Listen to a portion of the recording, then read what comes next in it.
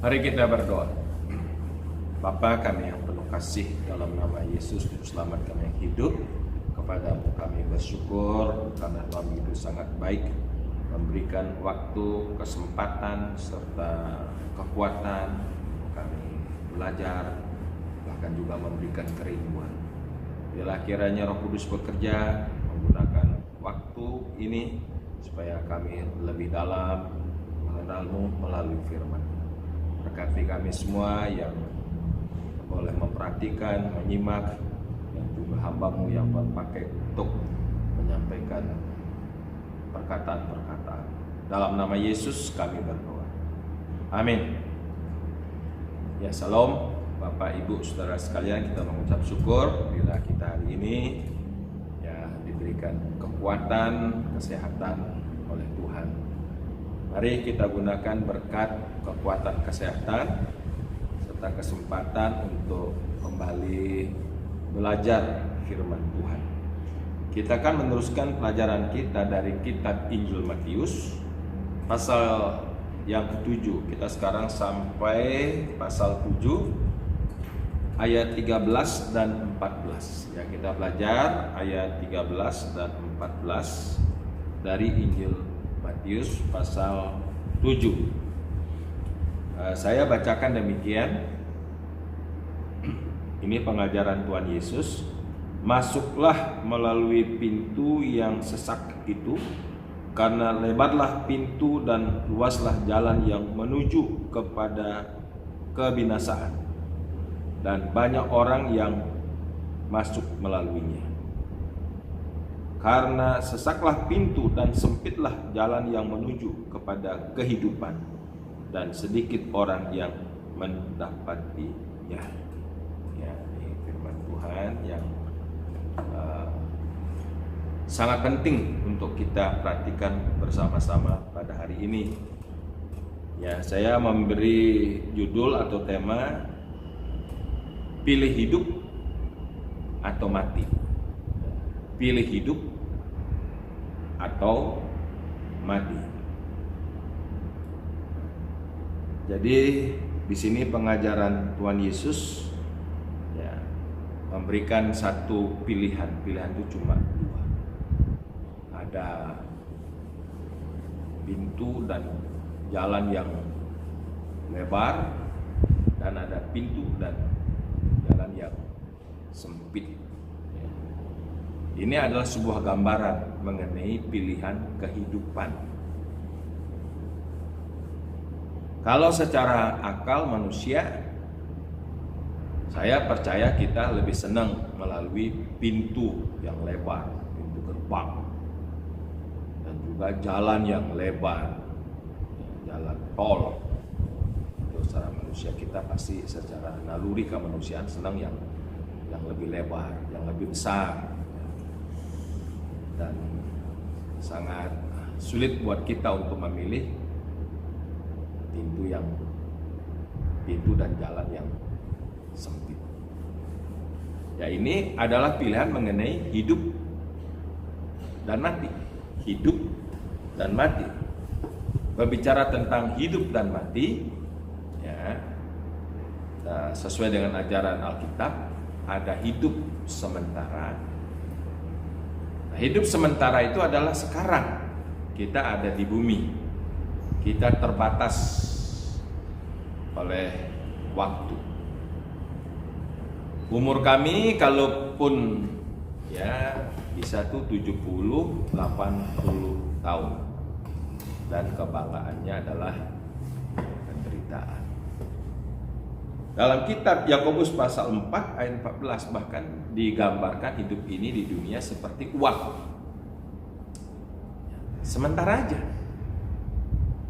Kita tidak kekal di bumi, itu maksudnya. Ditambah lagi misalnya 1 Petrus pasal 1:24, hidup ini laksana bunga rumput. Sebentar bermekaran terus kena matahari jadi layu dan kering dan terus dibakar. Speaking sementara. Ya, kalau filsafat orang Jawa, ya saya pernah juga tinggal di Jawa. Manungso ing donya mung mampir ngombe. Manusia di dunia ini cuma istilahnya tuh mampir minum. Ini semua gambaran-gambaran hidup di dunia ini kita sementara. Ya, semua agama juga mengakui kita manusia di dunia tidak kekal, hanya sementara, terbatas oleh waktu. Nah, itu kita harus menerimanya. Tetapi ada hidup yang kekal. Nah, hidup yang kekal itu Tuhan beri buat kita. Kalau kita orang percaya sama Yesus, mulai sekarang kita sudah ada dalam hidup kekal. Karena banyak pernyataan firman Tuhan. Barang siapa yang percaya kepada perkataanku, perkataan Yesus ya, dan percaya kepada Dia yang mengutus aku, dia telah memiliki hidup yang kekal. Ya, dia telah pindah dari maut pada hidup yang kekal. Itu Yohanes pasal 5 ayat yang ke-24. Dan 1 Yohanes pasal 5 13, supaya kamu tahu orang yang percaya pada Yesus, dia telah memiliki hidup yang kekal. Artinya begini, kita yang sudah terbuka menerima Yesus dari sekarang, bukan nanti, dari sekarang sampai nanti di kekalan di surga, ya, kita telah memiliki hidup yang kekal. Itu hidup kekal ada di dalam Yesus dan karena hidupnya Yesus. Yesus itulah hidup kekal. Kita sungguh bersyukur ya, kita sudah ada dalam iman percaya pada Yesus. Berarti saudara dan saya sudah termeterai hidup yang kekal. Bukan nanti sudah di surga, sekarang dari bumi ini di dalam Yesus sudah memiliki hidup kekal. Kalau mati, ada namanya kematian terpisah raga dan juga dari jiwanya, atau jiwa dari raganya, roh dari raganya. Tapi kalau kita tidak mengenal jalan kebenaran dalam Yesus, kita sudah juga sedang menuju kepada kematian kekal. Nah, lebih dikenal kematian kekal di neraka, kebinasaan kekal. Nah, kurang lebih itu pernyataan firman Tuhan. Jadi simple, sederhana, hidup kekal ya, di dunia ini sementara, hidup kekal dalam Yesus terus ke surga. Ya, terus ada kematian kekal yang mulai sekarang kita kalau seandainya tidak menerima perkataan dan menerima Kristus, kita sudah sedang menuju kepada kematian kekal. Di mana? Di neraka. Simple. Nanti sudah manusia mati cuma ada dua tempat, surga atau neraka. Pilihannya kapan? Bukan nanti, sekarang. Sekarang pilihan. Nah, karena itulah kita masuk pada sebuah pilihan dalam hidup ini. Mau pilih hidup atau mati. Yesus mengajarkan masuklah melalui pintu dan jalan yang sempit. Maksudnya apa? Ini sebuah metafora, gambaran. Artinya untuk percaya kepada Yesus, percaya dan mengiring Yesus, ini bukan perkara mudah. Percaya dan mengikut Yesus, ini perkara pergumulan yang terlalu sangat serius, berat dalam kita mengiring Yesus. Untuk percaya Yesus saja itu tidak mudah, nggak mudah. Banyak orang mah mendengar tentang Yesus Juru Selamat, Tuhan, Juru Selamat, Anak Allah. Malah itu orang-orang ya kebanyakan karena tidak bisa masuk diterima oleh akalnya, malah justru mereka menghina bahkan menistakan ajaran-ajaran tentang keselamatan ini. Karena tidak mudah memang percaya Yesus. Masa Yesus Tuhan? Kan dia manusia. Masa dia jadi Tuhan? Nah, sebenarnya kalau kita lihat ajaran firman Tuhan, bukan Yesus manusia jadi Tuhan, dia Tuhan yang menjadi manusia. Ya, dia adalah Allah itu sendiri yang menjadi manusia. Dia disebut dengan firman, logos yang menjadi manusia. Ini ajaran Alkitab, jadi bukan saudara-saudara, Yesus manusia jadi Tuhan. Nggak ada ajaran itu manusia jadi Tuhan. Tuhan yang menjadi manusia. Maka dikatakan di dalam Yohanes pasal 1 ya, ayat 1 sampai berikutnya, pada mulanya adalah firman. Firman itu bersama-sama dengan Allah, dan firman itu adalah Allah. Ia pada mulanya bersama-sama dengan Allah. Jadi firman dan ya disebut pribadi Allah itu tidak pernah terpisah.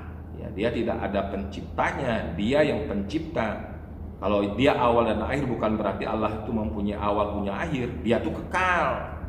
Jadi sebelum sesuatu ada, dia sudah ada. Nanti pada waktu langit dan bumi lenyap, dia tetap ada. Dia tuh kekal, eternity, tidak itu ada dalam sifat sementara, dia kekal. Bahkan ayat 3 dikatakan segala sesuatu dijadikan oleh dia, firman itu, dan tanpa dia tidak ada sesuatu pun yang telah jadi dari segala yang telah dijadikan. Dan firman itu menjadi manusia pada ayat yang keempat. Ya, memang konsepnya adalah kita manusia berdosa nggak mungkin bisa bertemu dengan Allah dengan usaha kita. Kita manusia berdosa, bukan kita yang mencari Tuhan. Kita yang terhilang, kita yang tersesat, kita yang berdosa. Nah, Tuhan yang mencari kita yang terhilang. Makanya untuk mencari kita manusia, maka dia datang dalam dunia menjelma menjadi manusia. Tuhan yang menjadi manusia, bukan dia manusia yang dijadikan Tuhan. Kapan Yesus jadi Tuhan? Kok dia manusia jadi Tuhan? Nah, ini salah satu ajaran ya yang seringkali dilecehkan, bahkan dihinakan begitu. Kenapa?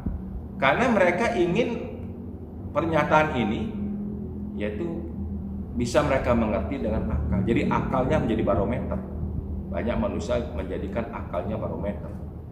Ya, jadi kalau yang tidak mengerti ya jangan kita percaya, itu mah nggak masuk akal ajaran begitu. Ada juga tentang Trinitas atau Tritunggal, Bapa, Putra dan Roh Kudus, itu ajaran apa itu?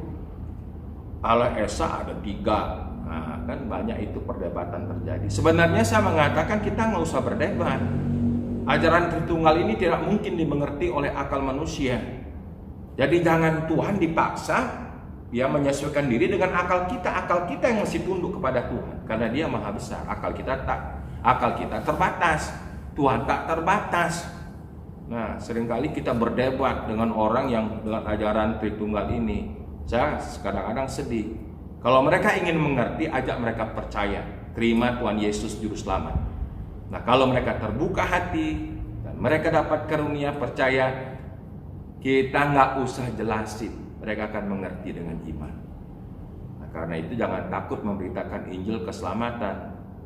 Ya, takut-takut mereka nanti nggak ngerti. Gitu.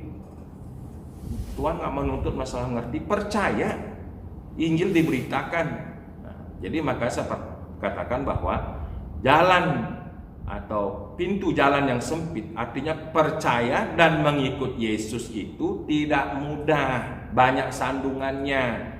Ya, sehingga banyak ajaran-ajaran firman Tuhan, pemberitaan Injil tentang keselamatan, orang seringkali berdebat menggunakan perasaan akalnya, tidak masuk akal semua segala macam.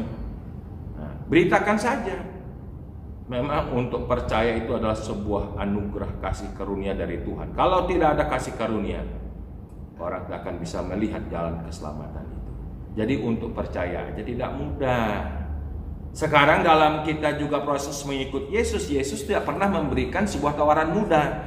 Barang siapa yang percaya dan mau ikut aku, pikul salib, sangkal diri. Matius pasal yang 16 ayat 24. Apa artinya menyangkal diri? Saudara sudah tahu. Apa artinya memikul salib? Tidak ada salib yang ringan, semuanya berat. Karena nama Yesus kita akan dibenci, karena nama Yesus kita akan diolok, dicaci maki, ya, kita akan dibenci, dianiaya. Makanya Yesus memberikan sebuah pengajaran penting buat kita sebagai pengikut Kristus. Kita berbahagia jangan sekedar hanya waktu terima berkat-berkat, Sekalipun kamu dianiaya oleh karena aku, karena kebenaran, berbahagialah kamu. Ini sebuah level kualitas kekristenan tidak mudah. Ya, kalau kita percaya terima berkat, usaha lancar, ya, kita mempunyai jabatan naik, hidup ini enak-enak, segala macam.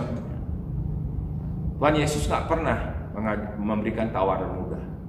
Kita mesti sampai kepada kualitas memikul salib. Siap dihina, siap ditolak, siap disiksa, dianiaya, ya, dibenci karena nama Yesus. Nah, itu ajaran Tuhan dalam Alkitab banyak sekali. Ya, Matius pasal 10 ayat 22. Ya, jadi kamu akan dibenci oleh dunia ini. Kan banyak ajarannya firman Tuhan. Ya. Jadi kerosia. Jadi Yesus mengatakan kalau ingin mengalami dan melihat hidup kekal, ya ini pilihan, masuklah lewat pintu dan jalan yang sempit.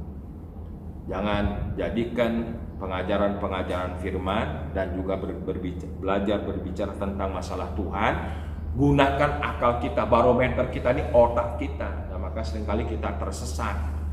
Ya. Mari kita rendah hati. Ada banyak pengajaran firman Tuhan yang kita tidak mengerti. Jangan paksakan. Kalau nggak mengerti kita buang. Wah, nggak masuk akal Yesus berjalan di atas air. Buang tuh ajaran. Ya, nggak masuk akal tuh masa bisa 5 roti 2 ikan 5.000 orang. Ya, perkara-perkara mujizat. Nggak masuk akal, dibuang. Nah, inilah. Karena apa? Memaksakan kebenaran-kebenaran firman Tuhan yang sifatnya supranatural itu dipaksakan sesuai dengan otak kita, logika kita. Makanya kita tidak bisa percaya. Makanya saya bilang pintu dan jalan sempit artinya untuk percaya dan ikut Yesus tidak mudah. Tapi berbahagialah kita yang boleh membuka hati, percaya kepada Yesus seutuhnya. Dia adalah Allah itu sendiri, pencipta langit bumi segala isinya. Dialah firman kekal yang telah menjadi manusia. Ya, kita percaya kepada semua pengajarannya, Allah Bapa, Allah Putra, Allah Roh Kudus. Dan kita siap melangkah dengan pasti apapun risikonya. Mari kita tetap percaya kepada Yesus. Ini pintu dan jalan yang sempit, yang pasti sudah termeterai, bukan nanti.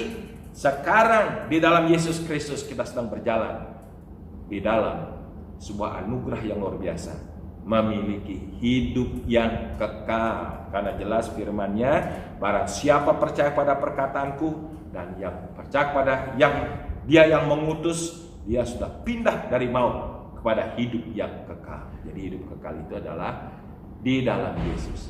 Hidup kekal itu adalah Yesus Kristus. Sehingga waktu kita percaya hidup Yesus, yaitu hidup kekal itu di dalam kita. Itu jaminan. Yang menjamin apa? Bukan diri kita, perbuatan amal kita, tetapi menjadi jaminan adalah Tuhan Yesus itu sendiri. Sekarang di dalam Dia, mari siap menyangkal diri dan pikul salib sekalipun berat, sulit, bahkan aniaya, kita siap mengiring Dia sampai mati, setia sampai mati. Ya.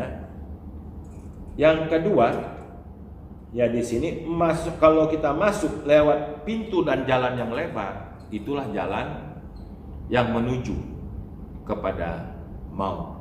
Maka dalam kitab Amsal ada pasal 14, pasal 16 atau 5 dikatakan, ya ada jalan disangka orang, ya itu baik, ya, tetapi ujungnya menuju maut.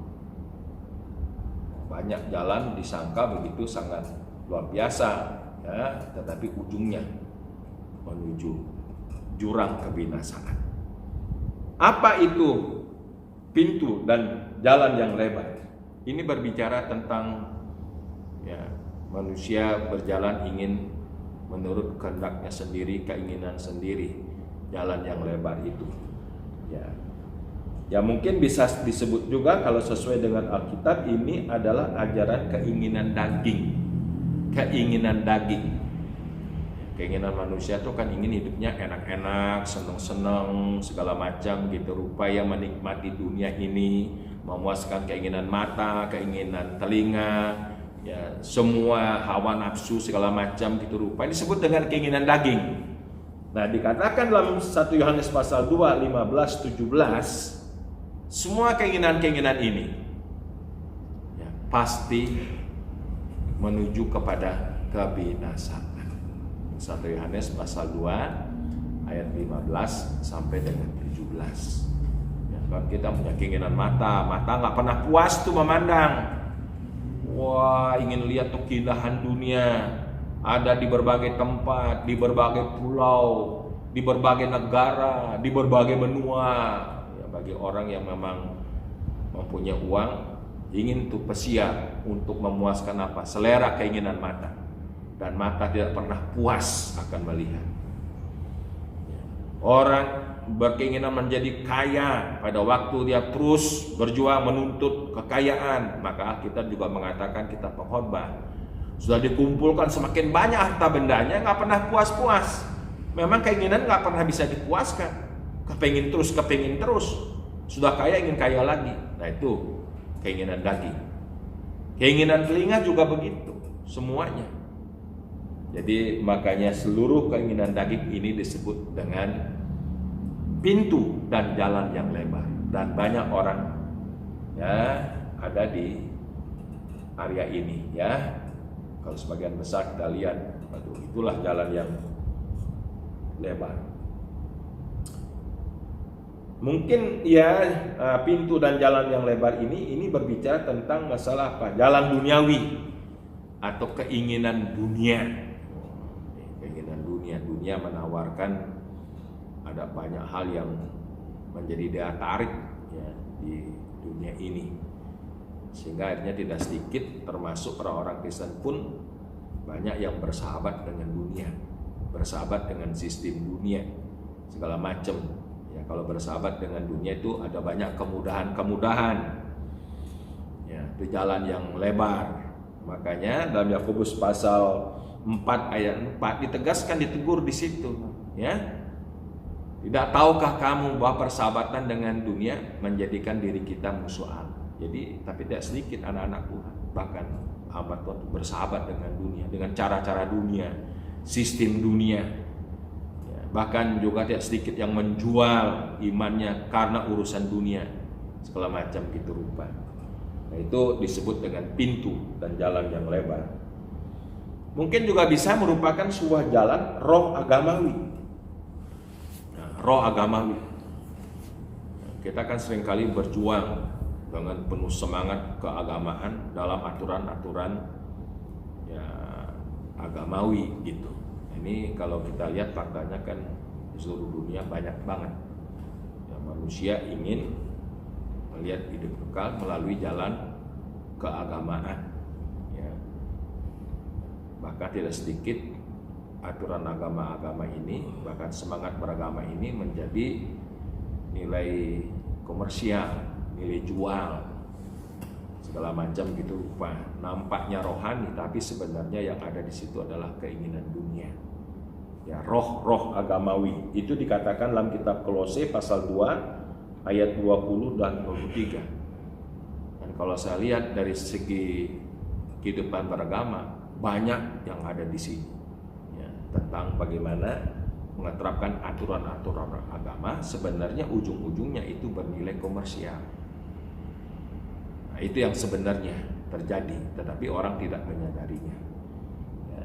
Jadi jalan keinginan daging, jalan duniawi, jalan roh agamawi ini ya, kalau kita lihat statistiknya itu yang lebih banyak sebenarnya. Makanya banyak orang melaluinya. Itu sebuah fakta kenyataan. Ini ajaran Tuhan Yesus. Mari pada hari ini kita pilih hidup atau mati. Nah, ini maksudnya hidup kekal dan kematian kekal. Hidup kekal melalui pintu dan jalan yang sempit, dan itu adalah hanya melalui pintu. Itu adalah Yesus. Jalan itulah Yesus. Akulah jalan dan kebenaran dan hidup. Tidak ada seorang pun sampai kepada Bapa tanpa melalui aku. Itu jelas. Pintu dan jalan itu adalah Yesus Kristus. Dan untuk percaya dan ikut Yesus tidak mudah. Sehingga banyak orang menolak Yesus dan berjalan mengikut keinginan sendiri, keinginan daging, keinginan dunia, keinginan roh-roh agamawi. Itu yang terjadi. Dan jalan yang lebar ini dipastikan menuju kepada kematian kekal atau kebinasaan kekal. Mari kita renungkan kembali, ajaran Tuhan tidak pernah abu-abu, selalu tegas. Biarlah kita juga tegas dalam pilihan kita memilih Yesus sebagai Tuhan dan Juru Selamat, dan kita pasti telah memiliki hidup yang kekal. Kita berdoa. Bapa di sorga, terima kasih pengajaran Tuhan pada hari ini. Begitu jelas firman Tuhan, Engkau datang Tuhan Yesus ke dunia ini memberikan sebuah pengajaran yang begitu sangat luar biasa tegas. Dan supaya kami ya Tuhan Yesus boleh memilih hal yang benar, itu sesuai dengan apa yang Tuhan kehendaki, supaya kami masuk dan berjalan melalui pintu dan jalan yang sempit. Dan pintu jalan sempit itu adalah Engkau sendiri, ya Yesus Kristus. Terima kasih firman-Mu, terpujilah Al-Qadir. Dalam nama Yesus Juru Selamat kami yang hidup, kami telah berdoa. Haleluya. Amin.